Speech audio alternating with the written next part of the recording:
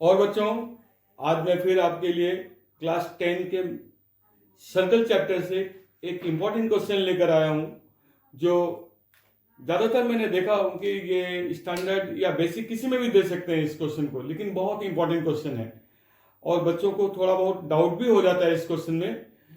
ठीक है, तो मैं आज ये क्वेश्चन को आप लोगों को समझाने जा रहा हूं और बहुत इजी तरीके से समझाऊंगा। आशा करता हूं कि तुम्हें समझ में आ जाएगा।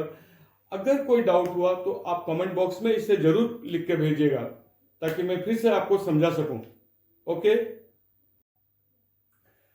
बच्चों, ये सर्कल चैप्टर का क्वेश्चन है। यहां पर दो टेंजेंट जो पैरेलल में है और एक टेंजेंट जो है साइड पे गया है, और मुझे प्रूव करना है कि angle AOB is equal to 90 degree. ये मुझे प्रूव करना है इस फिगर में। ये क्वेश्चन मैंने ज्यादातर प्री बोर्ड में देखा है या बोर्ड में भी आता है क्वेश्चन।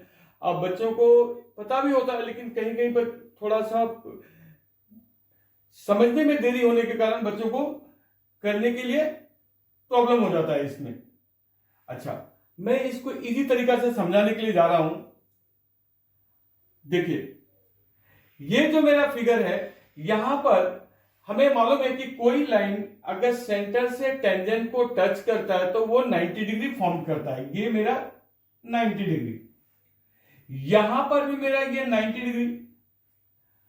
अब क्या करने वाला हूं मैं, मुझे प्रूव करना है AOB is equal to 90 degree. मैं क्या करूंगा कि OC को ज्वाइन कर दिया। अब एक काम है, मैं बहुत ज्यादा इसको क्रिटिकल नहीं बनाऊंगा बच्चों, आसानी से समझाने के लिए सबसे पहले मैं बता देता हूं कि मैं यहां पर कॉन्ग्रुएंट कॉन्सेप्ट पकड़ूंगा ट्रायंगल का, जो इजी होगा समझने के लिए। अभी मेरे पास में दो ट्रायंगल दिखाई दे रहा है, एक ट्रायंगल POA और दूसरा ट्रायंगल COA। मैं इन दोनों ट्रायंगल को पकड़ लेता हूं। इन ट्रायंगल यहां पर POA मैंने पकड़ा, POA and triangle POA and triangle COA, triangle COA। अच्छा, इन दोनों ट्रायंगल को मैं कॉन्ग्रुएंट प्रूव करने के लिए जा रहा हूं। जब मुझे दिख रहा है कि angle OPA is equal to angle OCA। क्यों? क्योंकि यहां भी टेंजेंट को टच किया सेंटर से, ये भी 90 डिग्री, ये भी 90 डिग्री इक्वल टू। अच्छा, ज्योमेट्री में एक बात ध्यान देना चाहिए कि कोई भी चीज अगर हम दिखाएंगे तो उसके अगेंस्ट में उसका रीजन जरूर देना चाहिए, नहीं तो चेकर मार्क्स को काटेंगे बच्चों। तो ये 90 डिग्री हो गया। दूसरी बात है कि ये साइड और ये साइड दोनों बराबर है, क्योंकि रेडियस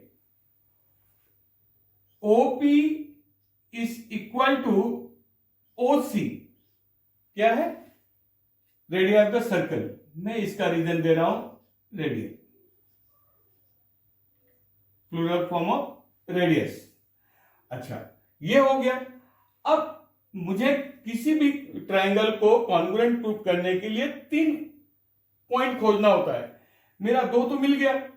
अब तीसरा क्या है, तीसरा है OA is equal to OA। ये कॉमन है दोनों ट्रायंगल के बीच में।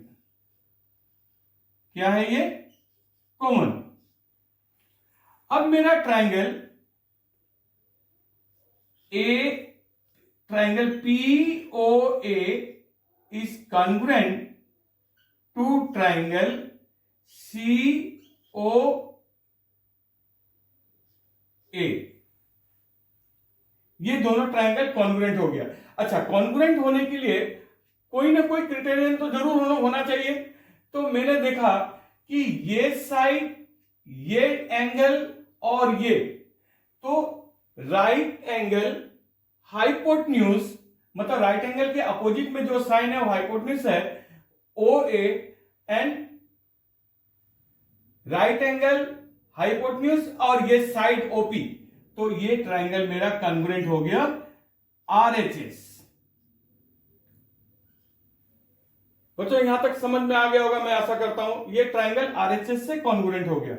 जैसे ही ये कॉन्ग्रुएंट होगा, मेरे पास में ये एंगल और ये एंगल दोनों बराबर एंगल हो जाएगा मेरा, बाय सीपीसीटी, यानी कि angle P O A equal to angle C O A, C O ए।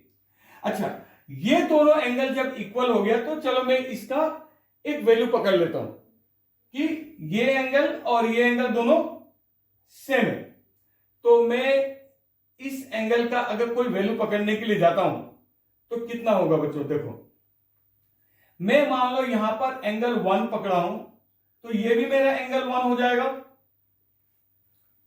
क्योंकि दोनों ट्राइंगल बाय सीपीसीटी से, ये दोनों एंगल बाय सीपीसीटी से इक्वल हुआ है।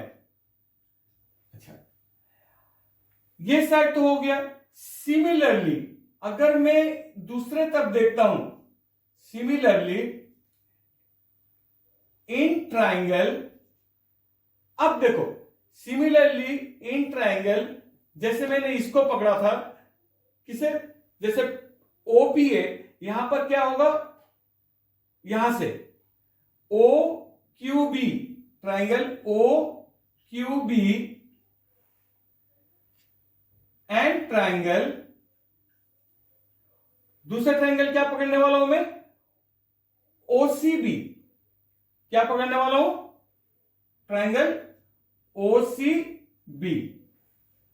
यहां पर भी सेम वही कैसे कि ट्राइंगल ओ क्यू बी भी कॉन्ग्रुएंट हो रहा है ट्राइंगल ओसीबी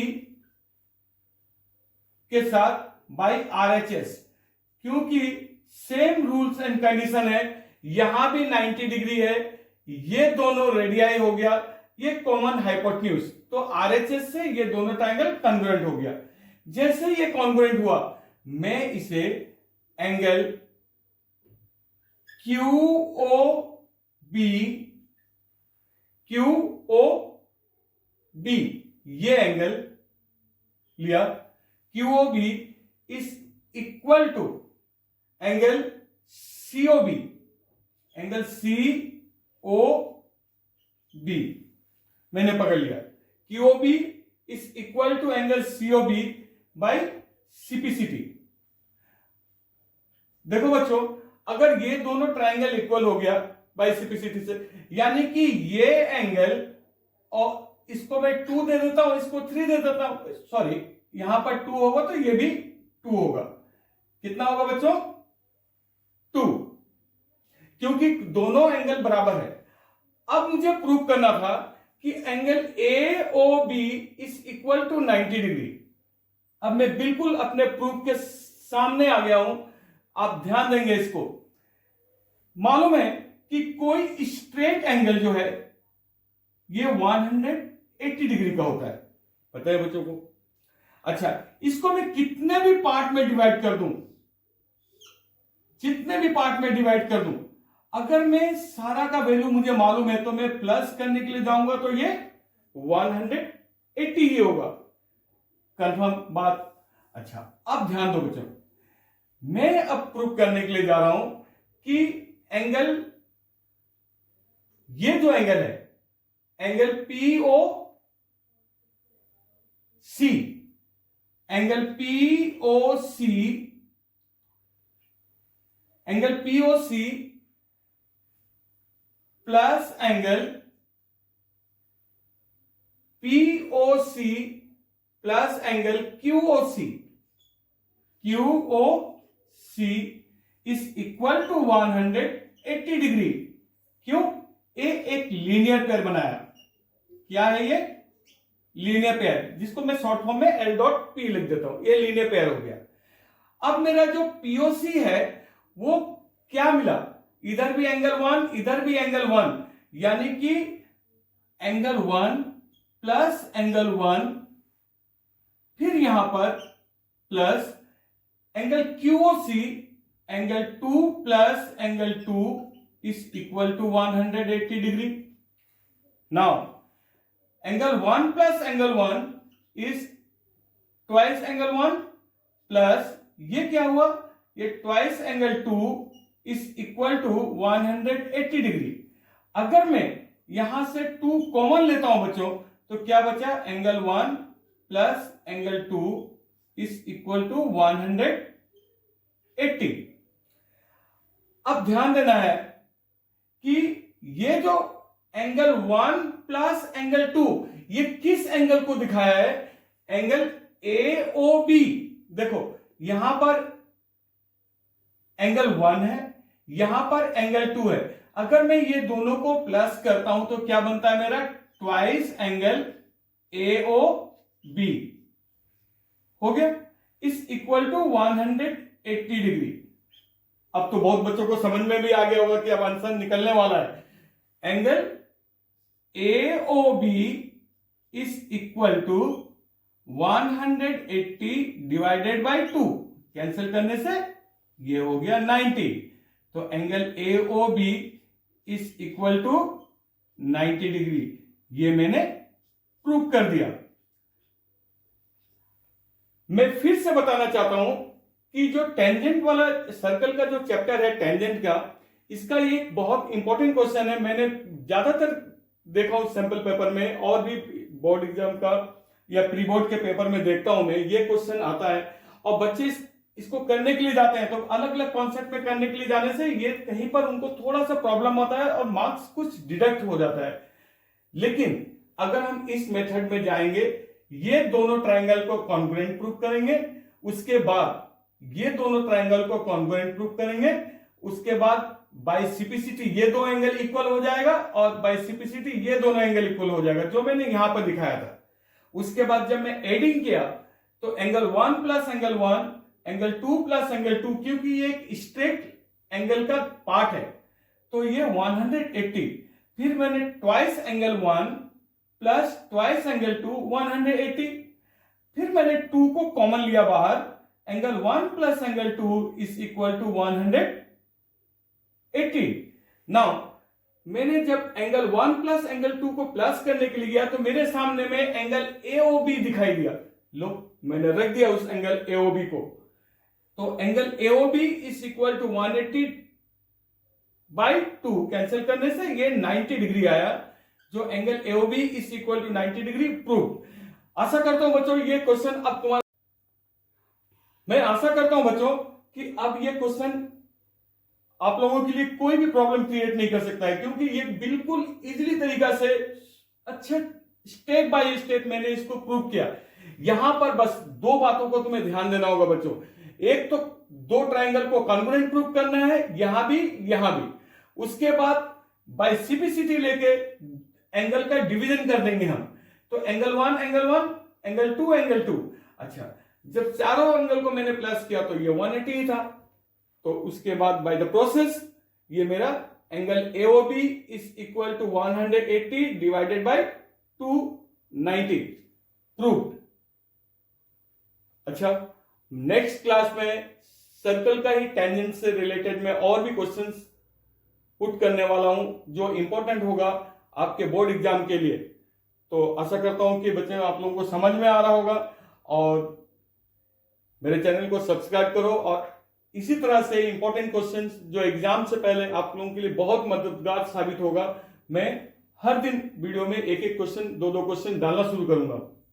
और अगर कोई डाउट है तो कमेंट बॉक्स में जाकर अपना कमेंट डालें, क्वेश्चन डालें, मैं उसको नेक्स्ट क्लास में आप लोगों के लिए प्रूफ करके वीडियोस छोड़ दूंगा। धन्यवाद।